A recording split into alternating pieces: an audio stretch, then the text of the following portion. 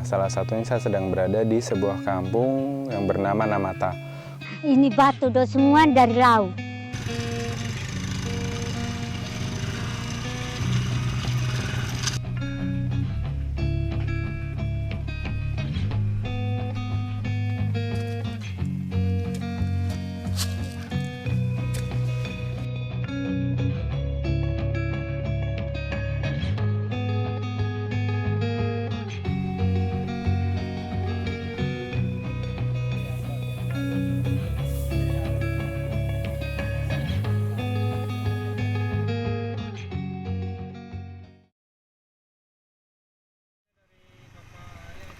Buat saya, Saburai Jua punya banyak sekali pesona yang menarik.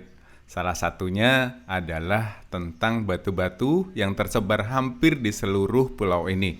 Buat penganut kepercayaan Jingiteu yang dipercaya oleh nenek moyang orang Sabu, batu-batu ini punya banyak sekali keutamaan. Dan pagi ini saya berencana mengunjungi ke salah satu kampung yang letaknya tidak jauh dari kota Seba, namanya Kampung Namata. Ketika dengar nama kampungnya itu yang kebayang langsung Jepang, teman-teman. Karena memang namanya tuh unik ya, Kampung Namata. Dan dalam perjalanan menuju ke Kampung Namata, saya ketemu dengan salah satu rumah yang juga pengrajin tenun sabu. Namun sepertinya pagi ini tidak ada kegiatan karena pemilik rumah sedang ada di kebun teman-teman untuk memanen air nira atau air gula sabu. Nantilah kita lihat ya bagaimana tenun sabu itu dibuat. Saya itu tertarik sekali dengan tenun-tenun tradisional yang dikerjakan masih secara manual seperti ini. Wah, itu hasilnya luar biasa sih. Dan biasanya kebanyakan wanita sabu itu selain dia pandai untuk mengolah air nira menjadi gula sabu, mereka juga pandai menenun, seperti yang ada di tempat ini. Nantilah kapan-kapan kita lihat ya bagaimana proses pembuatan tenun sabu yang biasanya masih dikerjakan secara manual. Jadi mari kita lanjutkan perjalanan menuju ke Kampung Namata yang ada di atas bukit. Let's go!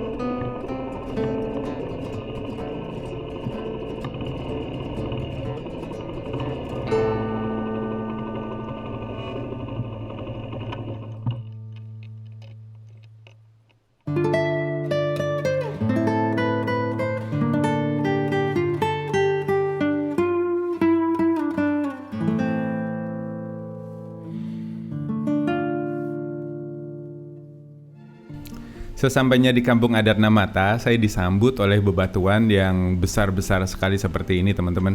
Dan batu-batu ini tidak boleh sembarangan untuk disentuh maupun diabadikan. Jumlahnya sendiri sekitar ada 9 batu dan ini besar-besar sekali teman-teman. Dan saya nggak nyangka ini gimana ngangkatnya sampai menuju ke atas bukit. Dan untuk masuk ke tempat sakral ini atau di kampung adat Namata ini, kita harus menggunakan busana yang sopan yaitu tenun sabu. Dan saya nggak bawa teman-teman, tapi syukurlah saya dipinjamkan oleh seorang Ina. Ina itu panggilan buat ibu yang ada di sini ya. Dan saya juga dijelaskan tentang keberadaan batu-batu ini dan juga sedikit informasi tentang kampung Namata. Karena biasanya ada seorang pemandu sendiri, cuma beliau sedang memetik atau memanen air nira yang ada di kebun teman-teman. Jadi siang ini kampung Namata itu sepi, jadi cuma ada Ina-Ina yang sedang menenun dan juga mengolah gula sabu yang ada di kampung ini. Jadi mari kita jelajahi kampung adat Namata ini bersama Ina Arah kalau nggak salah namanya teman-teman.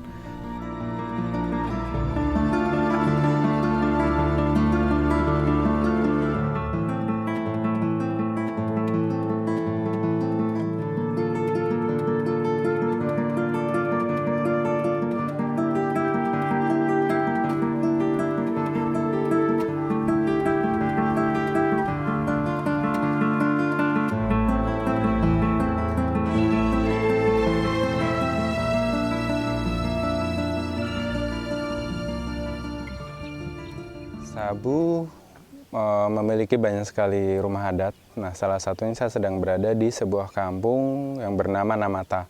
Kampung ini tidak terlalu jauh dari Seba, ibu kota Kabupaten Sabu. Bisa tembus sekitar 30 menit sampai 1 jam perjalanan. Dan di kampung ini saya masih melihat pengaruh megalitikum masih benar-benar kental dan masih dipercaya di sini. Terlihat ada beberapa batu-batu tempat pemujaan atau sebagai sarana untuk memuja roh-roh leluhur mereka. Dan ada sekitar 9 mone ama di sini, pemangku-pemangku adat yang biasanya menyelenggarakan upacara-upacara adat. Ada banyak sekali upacara adat tadi yang seperti saya sudah diterangkan oleh warga lokal. Ada upacara penggabungan, ada upacara pemanggilan hujan, ada upacara penyembuhan penyakit dan banyak sekali yang lain. Tapi puncak di semua upacara itu biasanya ada di sebuah ritual bernama Hole. Hole ini digelar setiap akhir dari bulan April dan itu mereka biasanya menghanyutkan sesajian kepada laut. Biasanya berupa seekor anjing, ayam dan beberapa hasil bumi lainnya. Itu sebelum upacara Hole dilakukan, biasanya mereka banyak sekali melakukan ritual adat di kampung ini dan puncak acaranya adalah si Hole tersebut itu. Untuk masuk ke kampung ini atau masuk ke area-area batu megalit yang ada di situ, kita tidak boleh sembarangan memegangnya karena di situ masih punya kekuatan magis yang luar biasa yang sangat dipercaya oleh masyarakat sekini dan kita sebagai pendatang harus menghargai apa yang mereka percaya. Dan saya juga tidak melakukan hal-hal aneh yang memang dilarang. Ada satu batu tadi katanya di situ adalah batu penyembuhan penyakit dan hanya tokoh adat yang boleh menyentuhnya dan kita sudah diperingatkan oleh ibu-ibu tadi saya yang menyambut saya dan memakaikan sebuah sarung, sebuah selendang ini ke saya karena emang ritualnya adatnya memang seperti itu karena kita memasuki daerah situs megalit ini, daerah tempat ritual mereka. Dan kita harus menggunakan ini sebagai prasyarat untuk masuk ke lokasi itu. Oke, saya coba akan eksplor lagi ada apa aja di sini. Saya lihat ada beberapa rumah adat dan letak dari situs megalit atau batu tempat pemujaan mereka itu sebenarnya di tengah-tengah dari perkampungan. Dan banyak sekali hampir rata-rata kampung adat di Nusa Tenggara Timur yang saya temui itu biasanya mereka punya tempat-tempat pemujaan seperti ini, seperti di Wairebo, di Bena, di Bela, di banyak tempat lainnya saya menemukan situs-situs megalit seperti ini masih mereka percaya sekali. Dan itu merupakan salah satu budaya keragaman budaya negeri ini dan kita wajib bangga sebagai bangsa Indonesia. Terima kasih.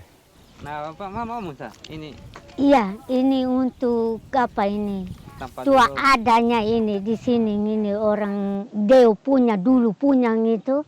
Nah, ini batu do semua dari laut. Jadi Soalnya dia datang dengan tengah malam. Datang dari laut. Iya, Dengan tengah malam. Gitu. tengah malam datang Ini sini. Deorai yang panggil. Iya, iya. Kalau ini tempat ini Ini Deorai punya iya, duduk. Ya. tanpa Deorai punya Ya. sini ini. Dia punya tempat duduk ini baru menghadapi di sana baru panggil.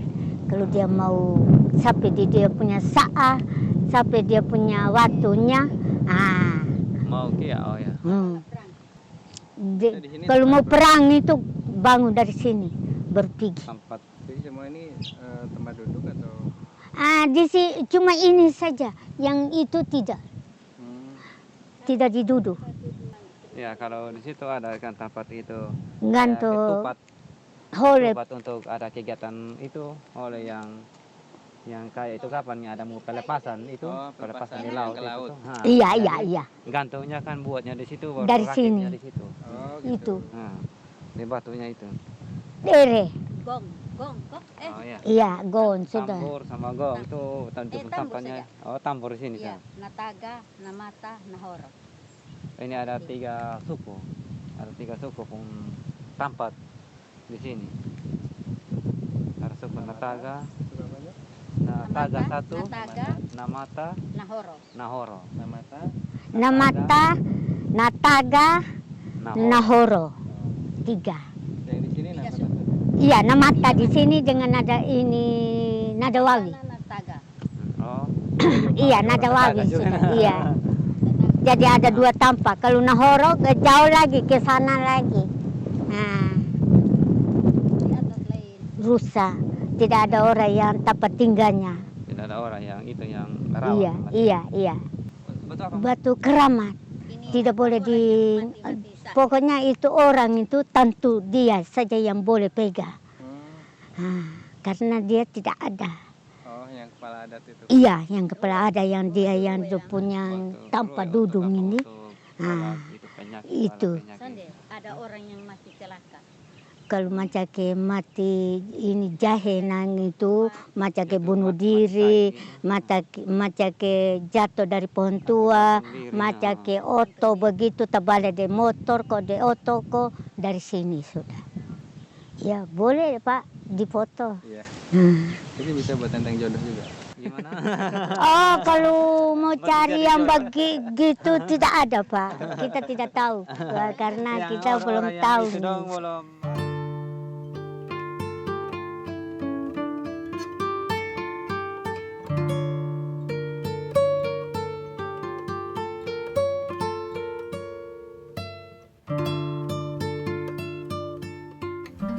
Dan lagi-lagi saya merasa sangat beruntung sekali bisa mengenal, melihat, dan berbicara langsung dengan para penutur asli yang ada di Kampung Namata ini. Ya, inilah salah satu ragam budaya yang tersebar di seluruh penjuru negeri. Dan hal-hal seperti inilah yang selalu membuat saya bangga sudah lahir dan besar di negeri ini.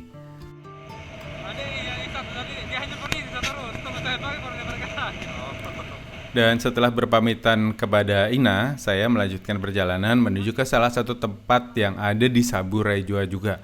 Nah, ini adalah sebuah goa yang di dalamnya tuh banyak sekali sumber mata air, teman-teman. Dan ini juga dimanfaatkan oleh masyarakat sekitar untuk memenuhi kebutuhan hidupnya. Mari kita ke sana, let's go!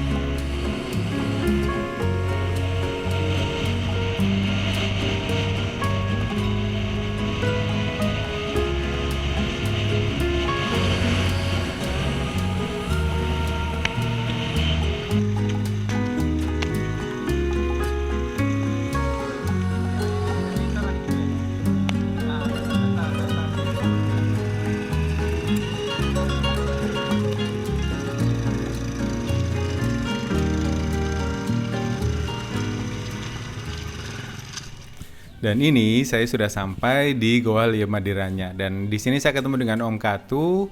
yang nanti akan menjelaskan banyak hal tentang Gua Lie Madira ini. Dan rencananya saya juga nanti akan masuk ke dalam gua dan mandi-mandi karena di dalam itu ada kolam-kolam airnya seperti di Gua Kristal yang ada di Kupang, teman-teman. Nanti kita lihat ya. Ada buat lapangan mungkin ini untuk jadi tempat acara ini kesenian budaya Sabu seperti roa, ledo dan tarian lainnya seperti upacara mau iris tuak, ini mau ini masuk ini menanam, nah dan untuk turun ke laut juga.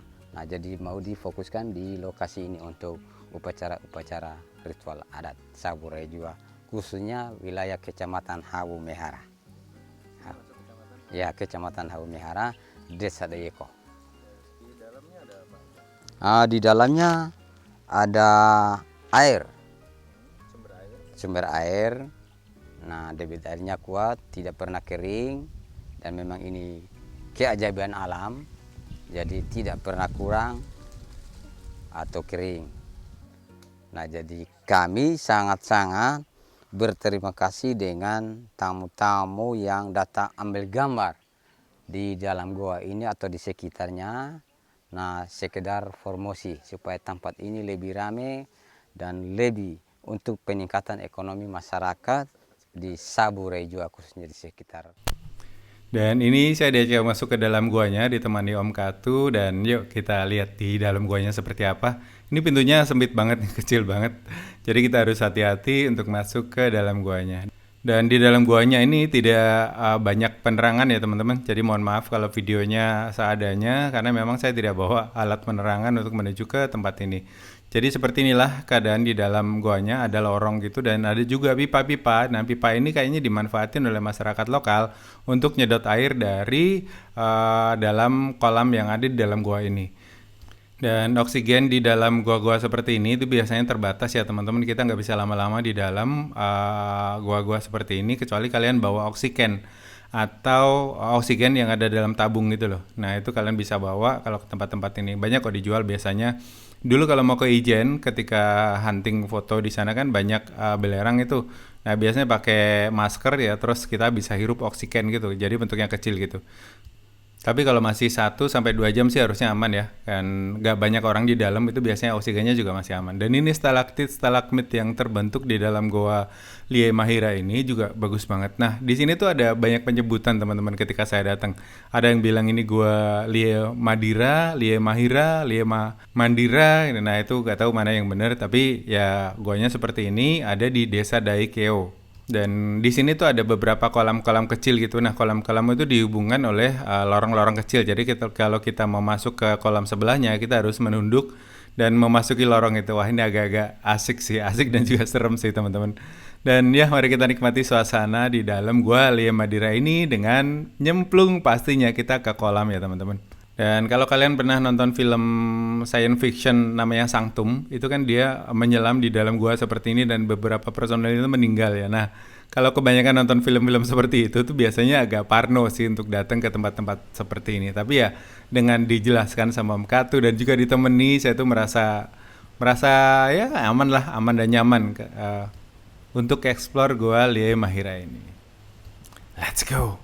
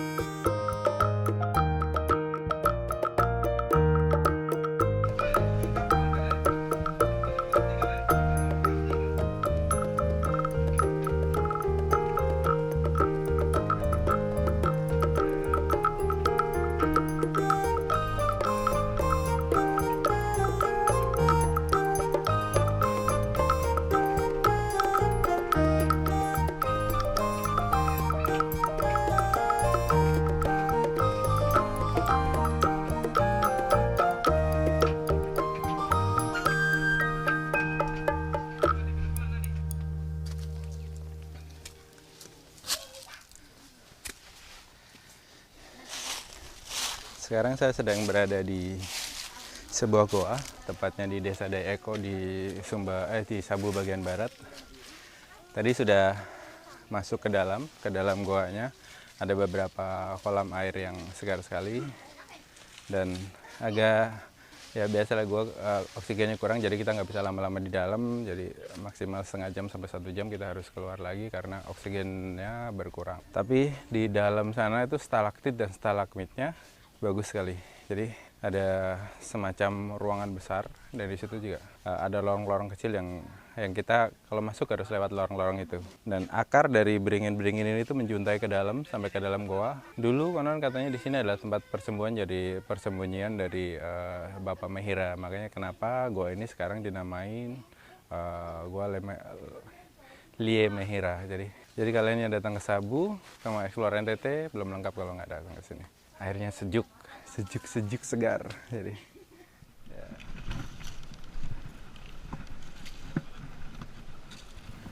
Dan setelah pulang dari Gua Lie Mehira, saya diajak Om Katu ke sebuah rumah.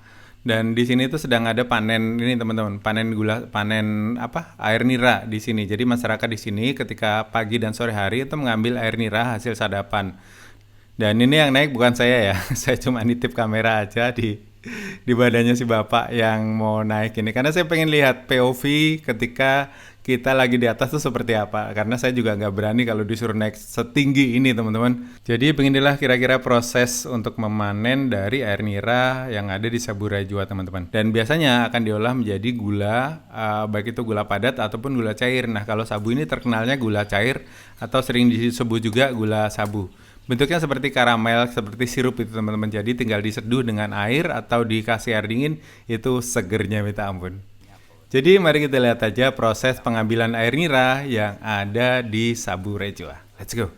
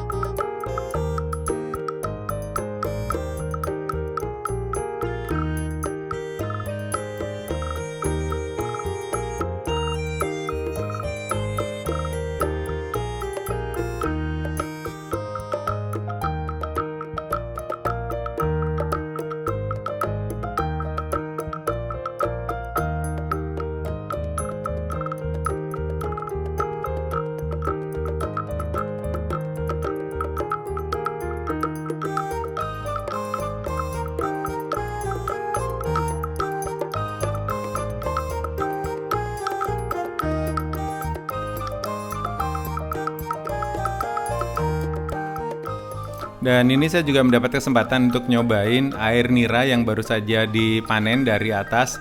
Itu rasanya manis, seger, enak banget teman-teman. Dan kalau di Jawa ini legen ya, kayak legen, tapi legen yang asli ya. Soalnya kan sekarang itu banyak sekali legen-legen yang dijual di kota-kota itu dari air fermentasi tape gitu. Nah ini tuh enak banget teman-teman. Kalian kalau ke Sabu cobain ya, yang masih fresh seperti ini sebelum diolah menjadi gula.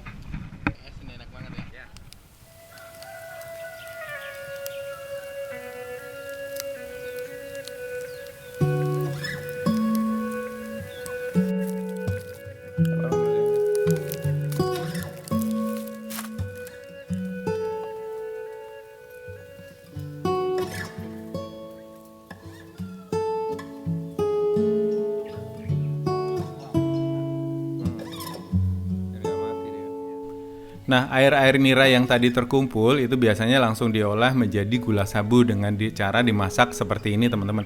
Dan masaknya itu butuh waktu yang lama dan apinya juga tidak boleh terlalu besar. Jadi sampai semua kandungan air itu menguap sehingga yang tertinggal hanyalah caramelize atau karamel dari hasil rebusan air nira tadi, teman-teman. Dan inilah yang disebut dengan gula sabu. Dan ini butuh waktu sekitar 6 jam lebih, 6 jam sampai 8 jam untuk menguapkan semua air yang ada di dalam air nira tersebut. Nah, itu butuh waktu yang lama, teman-teman. Nah, biasanya yang mengolah hasil dari air nira dari kebun ini itu adalah ibu-ibu atau wanita-wanita sabu. Nah, sembari mereka menjaga proses pembuatan gula ini berjalan dengan baik, biasanya kan ini kan masih pakai kayu bakar ya. Jadi kalau kayunya habis tuh disugroke. Nah, pasti disugroke ya bahasanya ya.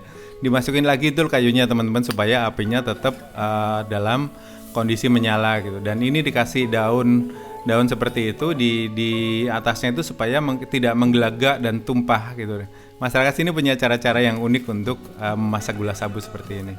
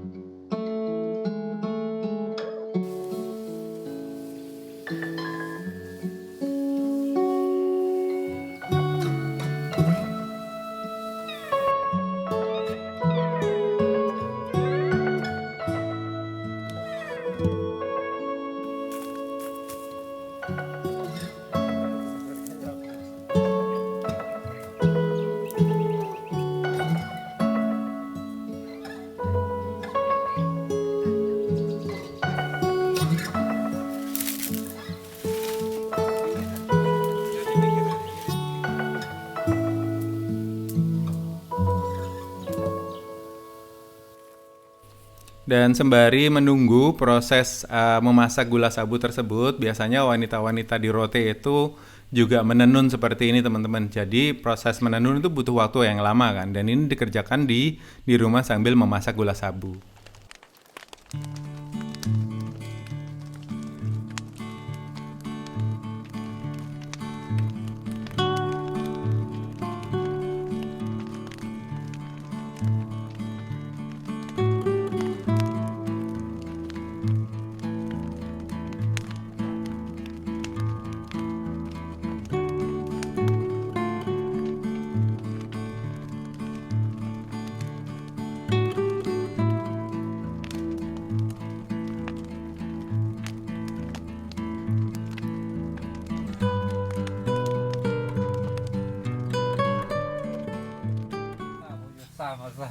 Orang sabu tempera, orang bilang orang sabu tempera.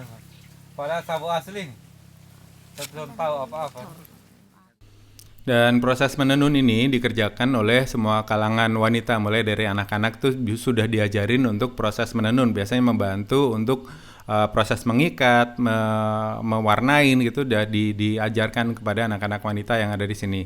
Dan ya, proses menenun memang butuh waktu yang sangat lama karena benang-benangnya tersebut dipintal dari kapas, terus proses dicelup dengan pewarna, terus diikat supaya pembentukan pola.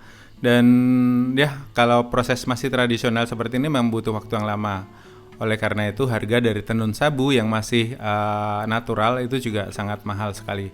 Dan untuk segi pewarnaan mereka juga masih menggunakan pewarna yang tradisional atau natural, teman-teman. Misalnya dari akar mangkudu, dari beberapa dedaunan kering, dari beberapa hal-hal yang ada di sekitar mereka. Jadi mereka masih menggunakan warna-warna tersebut seperti yang dipakai oleh si ibu ini. Tapi karena banyaknya permintaan, mereka juga memproduksi tenun-tenun yang dihasilkan dari benang yang dibeli di pasar, teman-teman. Biasanya mereka akan membuat tenun ini karena ada permintaan dari turis ataupun dari customer yang datang ke tempat-tempat penenunan seperti ini. Dan tenun yang dibuat dengan atau dari benang yang dibeli di pasar itu biasanya harganya setengahnya dari harga tenun yang dibuat dengan kapas yang dipintal sendiri teman-teman. Seperti yang kemarin kita lihat di Kampung Boti yang ada di Pulau Timur, itu kan pembuatannya seperti ini juga ya teman-teman. Dan proses menenun ini saya jumpai di hampir semua tempat yang saya datangi ketika eksplor Nusa Tenggara ini teman-teman. Mulai dari Flores, itu banyak sekali tenun-tenun yang dibikin oleh masyarakat di sana. Terus ke Alor juga masyarakatnya kemarin membuat tenun seperti ini juga. Ke Timor, Kupang, sampai ke Dili itu juga masyarakat masih menenun. Terus nyebrang ke Rote juga masyarakat juga menenun, dan sekarang di Sabu juga ada proses menenun seperti ini. Jadi untuk menghasilkan kain yang mereka pakai itu memang butuh sebuah ketekunan dan ketelitian. Memang menenun ini nggak gampang teman-teman. Butuh ketelitian dan juga kesabaran yang sangat luar biasa. Warna.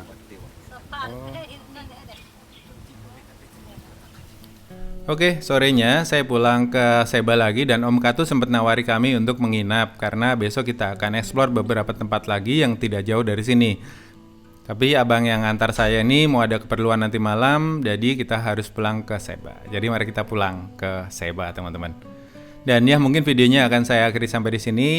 Terima kasih buat teman-teman sudah mengikuti perjalanan kembaran Nusa di bumi Nusa Tenggara ini, dan semoga masih ada waktu dan kesempatan untuk kembali melanjutkan cerita perjalanan kali ini. Terima kasih sudah menonton, sampai ketemu di video-video berikutnya. Salam Kembara.